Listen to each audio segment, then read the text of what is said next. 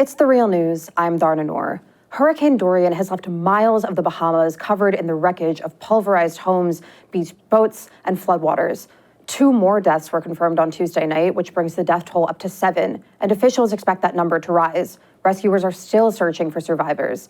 Almost half of the homes on the islands of Grand Bahama and Abaco have been severely damaged. 60,000 people are still without food or drinking water. Bahamas Prime Minister Hubert Minnis has called it a historic crisis, but he says he's confident the nation can recover from the catastrophe. Just in case you don't know, Bahamians, especially Abaconians, are very resilient. They've gone through this before, and I've seen them rebuild themselves in a matter of time. The hurricane is now making its way up Florida's coast. More than 1 million U.S. residents have been told to evacuate. Now joining me to talk about this is Sam Duncombe, who is a co-founder and executive director of the Bahamas-based environmental watchdog ReEarth. Thank you so much for being here. Thank you for having me. Now, I know that you're joining us from the Bahamas capital, Nassau. Talk about the damage that the hurricane has already done. I mean, I understand that entire communities got swept away in a couple of islands. You are seeing pretty extreme weather where you are, but your area hasn't seen the worst of it. Talk about what you're seeing, and also just could you confirm for us that you're safe? Are your loved ones safe? Are you doing okay? We in Nassau, for the most part, are safe. There has been extensive flooding in some areas in Nassau, so those communities are being impacted by floodwaters, or power has been out in certain areas. But the real problems and the real devastation have happened in Abaco and Grand Bahama, and it's heartbreaking to see the level of devastation that has happened there.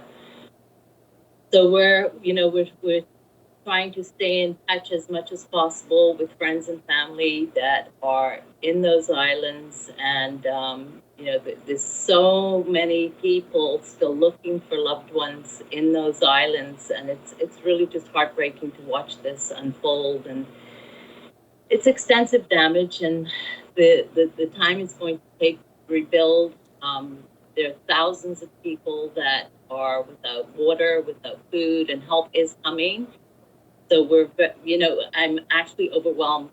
There are people in the Bahamas, people all over the United States, especially in South Florida, are putting packages together to send to us. I mean, it's very humbling to be watching that, the amount of care and love that is pouring in. Yeah, absolutely. It's been so devastating to see all this footage, especially the aerial footage that just shows just the ridiculous extent of all of this damage. I'm curious to hear your response also to the Bahamian Prime Minister.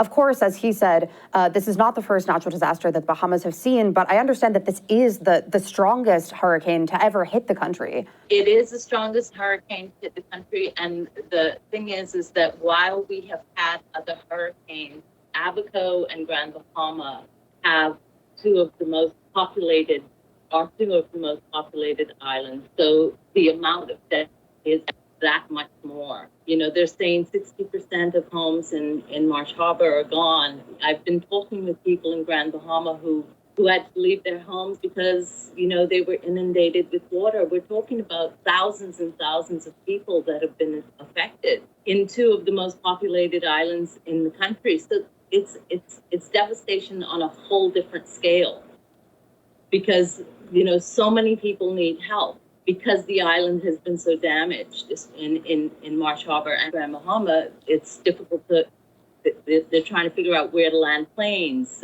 They're bringing in supplies by boat. And on the issue of climate change, the reality is that we as a country have not done nearly enough to go with other island nations to the UN and really demand that we do something about the emissions. We need to look at what we're eating in terms of, meat consumption, because we know that, animal agriculture is tied into global warming as well. Absolutely. As an island that has 315 days or more of sunshine, 9 average hours of sun a day, we are still primarily powered by fossil fuels. We have just brought in 9 generators that are going to run on fossil fuels, and that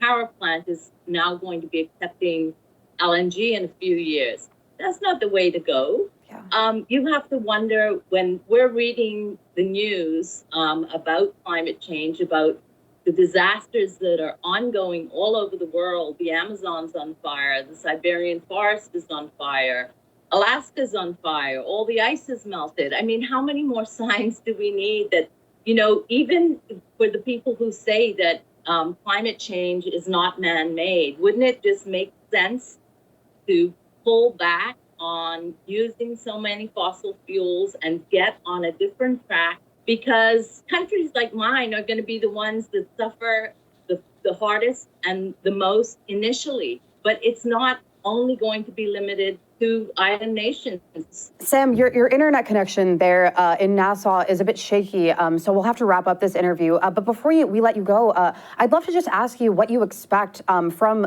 folks here in the United States and other governments and industries to really ensure that the Bahamas have a just recovery. I mean, we're speaking here just a few hours before all of the Democratic presidential candidates will be discussing their plans for climate change on a long town hall on CNN. In just a couple of weeks, the UN will be holding their climate action summit. So talk about what you expect from folks to really hold, governments and industry accountable and ensure that there is a just recovery there in the Bahamas. We are seeing a lot of help come through, but I think that what happens is there's a lot of help that comes through in the first couple of weeks, and then over time, those communities end up getting forgotten.